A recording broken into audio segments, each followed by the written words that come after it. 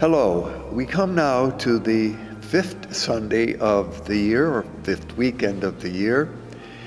And our scripture readings for this time, the first comes from the book of the prophet Isaiah, chapter 58, verses 7 through 10, from the first letter of Paul to the Corinthians, which we have been listening to over the last few weeks, and which we will continue to hear until this season runs out, is from chapter 2, verses 1 through 5. And the gospel is from Matthew chapter 5, verses 13 and 16.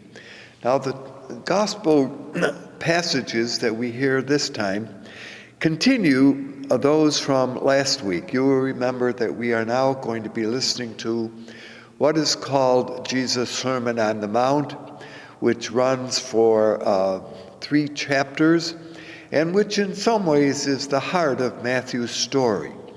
We saw last time that it began by Jesus taking the position of a teacher, as Moses had by going up the mountain to receive for Israel what was called the Torah, or the law, or the guide for Israel's way of life. Jesus is pictured now as going up a hill, a mountain, but it really would be just a slight incline, being seated and then beginning to teach his disciples his law, or his way. It's important to notice throughout the story that Matthew records that Jesus does not do away with the Torah, does not do away with the law of Israel, does not do away with the commandments that are essential to life for the Hebrew community. But rather, the word that often Matthew will use is that Jesus brings the law or the Torah to fulfillment, or to perfection. We'll look as we go along how that word perfection is to be understood, not as something completed, but as something being made better. The word perfection as a noun suggests a completion. As a verb, perfecting suggests something which is ongoing. So all of that is important to keep in mind here as we hear this passage. Now, the passage that we're going to look at this week is that Jesus refers to 2 important images that are used both in the scripture, but which are important realities in life itself, namely salt and light. And Jesus will say, "You are the salt of the earth, but what good is salt if it becomes impure and therefore can't be of any value?" All right. Now, if one, we're going to look at a little bit of background today. These are very short little passages that are brought to our consideration, and again, are simply a continuation of the teaching about the Beatitudes. You remember that Jesus had begun with in our last discussion and in our celebrations last time. If you travel the road north from Jerusalem toward Shechem, you will see, even today, clay ovens next to some of the houses along the roadside. Because in the time of Jesus, often people, perhaps like we do today, liked to cook outside in ovens. Rather, they did not have electric or propane gas stoves for heating the vineyards. So, in fact, every village in the first century time in which Jesus lived had a common oven, and therefore often sometimes was called a family oven. So households didn't have every one itself its own oven, but used the local village one. And so they had to, of course, work out an arrangement as to times in which that oven could be used by various different members of the villages or of the family. Now, the common fuel, because there was not a lot of wood in Israel, even to this day, there are more trees have been planted by the Palestinians, by the Israelis in our time, but in ancient times, the availability of wood for this kind of use was scarce and limited, and they were careful about how they used wood, how they chopped down trees, and for the reasons in which they used them. So the fuel that was used in these ovens was made from camel or donkey dung, D-U-N-G. Now, there are other English words for dung, which we won't use here, but you don't need to have too much of an imagination to know that if dung is a four-letter word, there's another English word that's four-letter too that we are often responsible for. Now, and this is interesting, that one of the duties of a young girl had to learn was how to deal with preparing the fuel for these furnaces. So they had to, first of all, collect the dung, then salt it, and that was done with the kind of process of mixing the dung and the salt. Then they would form it into little patties so that it would be easily handled when it was needed, and then would leave it out in the sun to dry. Now, this was something that was done not only in the Middle East, but in many of the third world countries. And these kind of patties for fuel are still used even in some parts of the world today. Now, it might be interesting to think of Mary. We probably don't think of this. As she grew up as a young woman in this culture, maybe had to learn that too, how to take and make these dung patties which were used for fuel. A slab of salt then was placed, this is how the process worked, on the base of the oven, and upon it, these salted patties were placed. They had catalytic properties in this sense, and when they were ignited, would burn and provide the necessary fuel, flame, to heat and produce the necessary fire, flame, to cook the various products that were done. So this is a kind of a background, certainly that lies in the use here when Jesus uses the image of salt. Now, in other ways to think of salt, and certainly as we think of it, it can be used to bring out the flavor in something, and so salt was also used in that way, even in the ancient world. And, you know, we sometimes forget that salt was an important commodity, not so easily found. Although we're not sure in Jesus' time just how limited the ability of salt was, but the word salt, and perhaps if you think about it in English, an English word that's derived from that is celery. So that there was a value to salt.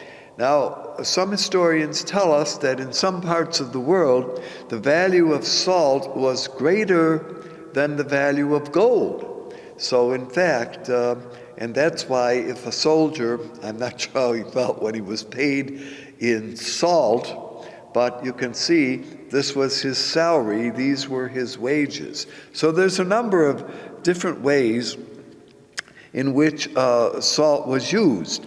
Another way in which salt was used, besides the one we just described, was in its preservative quality. Now, one of the things, remember that when you lived in this part of the world, before the invention of refrigeration, that things, unless in some ways they could be kept safe for even a short period of time, would become rancid and therefore not usable. So one of the things, the remains that we find, and one of the processes that was used was to build, I suppose what you would say, we might call them bread boxes or little boxes of salt, okay?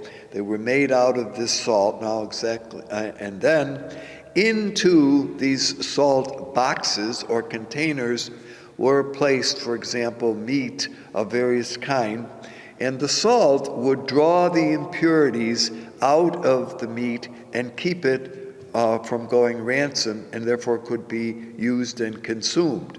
But at a certain point in time, the ability of the salt to draw the impurities out was lost, and there's where the phrase now is, they were good for nothing but to be trampled underfoot. So in that case, both the catalytic value of salt at some point became reduced, and the purative quality of salt was also lost. And in those cases, hence, there was nothing good. And here you can see that Jesus, in developing this very short little parable, understood the whole processes by which how life worked were good for nothing more than to be trampled underfoot. So you have all of these different realities of salt that were available, as well as the symbolic value that they will pick up. They give flavor to food, they would preserve, they would purify. Salt actually in some parts of Israel's history were also used for sacrifice, for making appropriate offerings to the Lord, and the salt was involved in this process. And finally, salt in some parts of Israel were also used for fertilization. So it is a very varietous item, is it not, as it is used. And finally, in reflecting on the use of salt, it was a way, the book of Numbers in our Hebrew Bible indicates that it was a way in which covenants were sealed. Covenants, you remember, were agreements made between groups that were binding in terms of their existence and their importance, and salt was somehow used as the way in which the binding force of these covenants was made. And finally, and you can see there's a lot that we could say about this, salt was sometimes used as a symbol of wisdom, the salt of age, the salt of goodness, the salt of thinking, all in some ways indicated wisdom and the wise one who could do this. So as we see, a variety of ways in which this image was understood and could be used. So when Jesus says, "You are the salt of the earth," well, how is that to be understood? And you can see a number of different homilies that might flow from this, to bring the flavor of God, to bring impurities, etc., etc. The other image that is used here is that of light. Isaiah, of course, had liked this image. Earlier on, we in the opening words, not the words we hear this time from Isaiah, but early on in chapter 2 of Isaiah, he says this, "O house of Jacob, come, let us walk in the light of the Lord." So the imagery of light, of course, here the psalmist places it immediately as something that comes from God, that God brings into the world light. And of course, we will see in other sections of the gospel as we move through our discussions, Jesus' use of this idea of light. The imagery in the gospel that we hear is a city cannot be set on a mountaintop.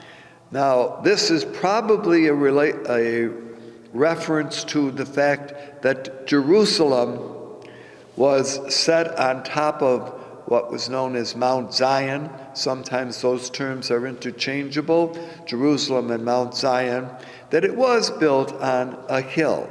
And a city, therefore, seated on a hill cannot be overlooked. There is a story that at a certain time in the year, as Israel celebrated, this would be in the fall season of the year, when the Israelites, remember one of the three major feasts, Tabernacles it was called, the Israelites tended to gather on the hill of Mount Zion, tended to live outside in tents, and tended therefore at night to build little fires that when you stood back and looked at Mount Zion from that point of view, with all those small little flames or fires ablaze, the hill of Zion looked like a great light, like a great lamp. And so that may be part of the imagery here that is at work when we hear this. And even today, when we sit outside at night, or you can see this, that when fires were built, that they produced light expanded around the group. Now, also says that when you light a fire, you place it where it can work for everyone in the household. Might be interesting to remember that, as we have noticed on other occasions, that candles were very difficult to make and so therefore have limited value. So when you lit a fire, and often it was a bowl of oil with a wick on, so that would be an ordinary way of doing things, and it would be placed in the center of the room where folks lived. So everyone didn't have their own little candle or their own little fire pot to read by. But when you put, and you might try this as an experiment, in a single room, open room, place the burning candle in the center, it tended to shed its light throughout the room. And that's the imagery that, again, the little saying of Jesus says, when you light a fire, you put it where it is most effective. Another image says you do not put it under a bushel basket. Don't hide it. First of all, bushel baskets in those days would be made of burnable items, so that would be kind of unwise, wouldn't it? Because the flame either would be snuffed out by the bushel basket or itself would be caught aflame and burn, and that would become very, very dangerous. So the lamp or the flame in the household should be placed in such a way that it would be most beneficial to all. So all of those are kind of background to the simple sayings that Jesus is inviting his disciples who have just heard, remember, the Beatitudes, by now saying, you are the salt of the earth, you are the lights of the world. Very beautiful images, which of course have given rise to many reflections, but this time you can kind of see how we might be using it, particularly at a time of the year here in our hemisphere, where although the amount of daylight is increasing, still is a darker time of the year, and therefore images of light are very helpful. Light obviously also not only to see, but also produces warmth. And so now you can go back and see why the idea of salt, the use of fire, flames, light, all of those kind of images work together for a possible reflection of this time. We might also add, just as we move from this, that those who carry forth the faith of Judaism to the Gentiles are not all unfaithful to Jesus' teaching. Some Christians found no contradiction, by the way, in these times to following both the Torah, the law, and Jesus' teachings. Now, sometimes we have set these in contrast. Either you accept the way of Jesus and his teaching, or you don't. And if you don't, well, then you're following the way of Moses and the Torah. But in these early days, even at the time in which Matthew's gospel is being written, and as we've pointed out a number of times, that Matthew's community were Jews who had accepted Jesus' teaching. We immediately call them Christians, and that's fair enough. But what we're not sure, and what is sometimes unclear here, is exactly what the break between following the way of Israel, of Judaism, and following the teaching of Jesus entail. Did they mean an either-or? And that is often the way in which we have interpreted it, have we not? Either you accept the way of Jesus or you don't. If you don't, you accept the way of the Torah, as we have explained, was being rethought and thought by the Pharisees of the time. But could it be, and might well be the case, that Matthew's community of believers, at the same time that certainly they were committed to Jesus and saw him as bringing the Torah to a new level, were still following the way of the Torah, or the way of Israel. We know in other places, not here in this gospel, but in other places, indication that some of the early Christians kept the Sabbath, which was Saturday, and then on Sunday, the new day, the eighth day, also went to worship and offer praise to God through the teaching of Jesus. So all of that might be something that we need to be careful of, because anti-Semitism in some ways, quite unfortunately rearing its head again in our own time, could sometimes be drawn from the story that Matthew tells.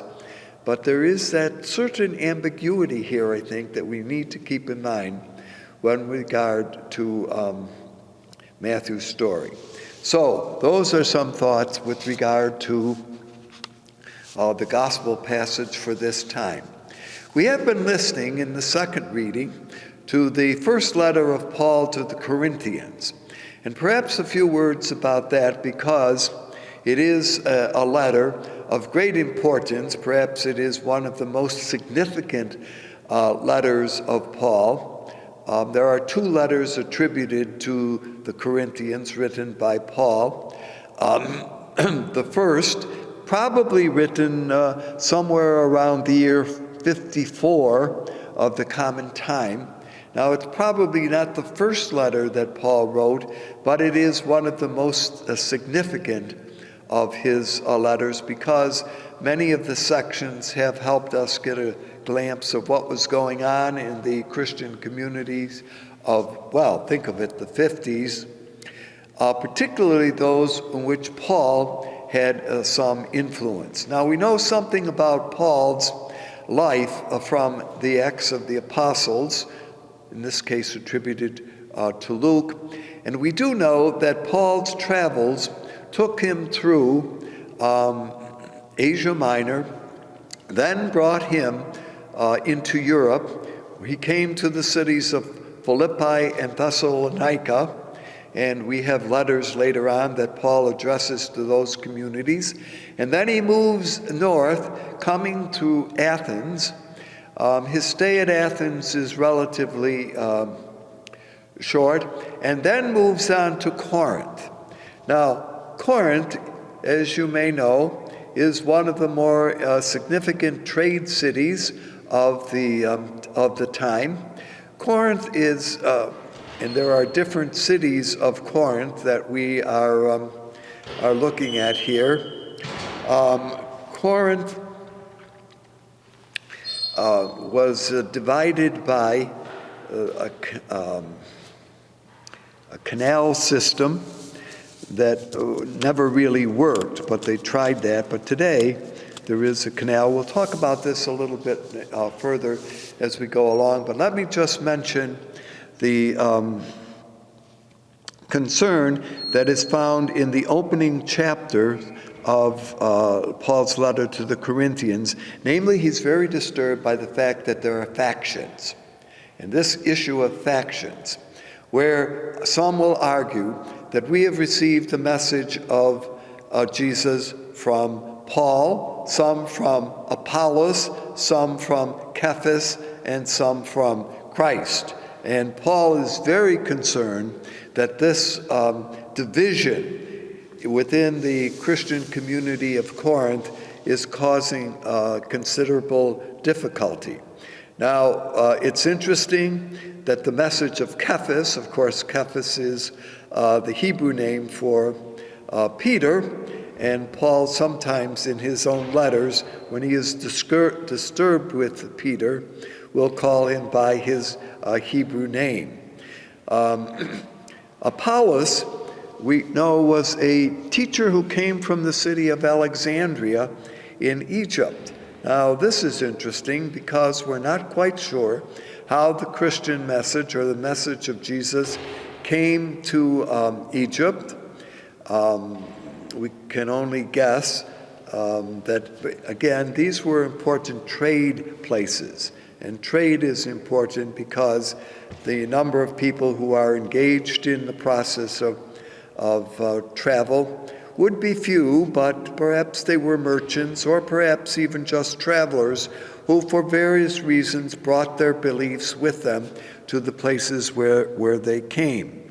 So Paul is not opposed to the fact that there are different ways of thinking, and this perhaps is something also, let me just mention this quickly in passing, that conflict in Jewish thinking is not bad, because sometimes they say that out of conflict, out of thinking of things in different ways, it is very possible to get different viewpoints on things.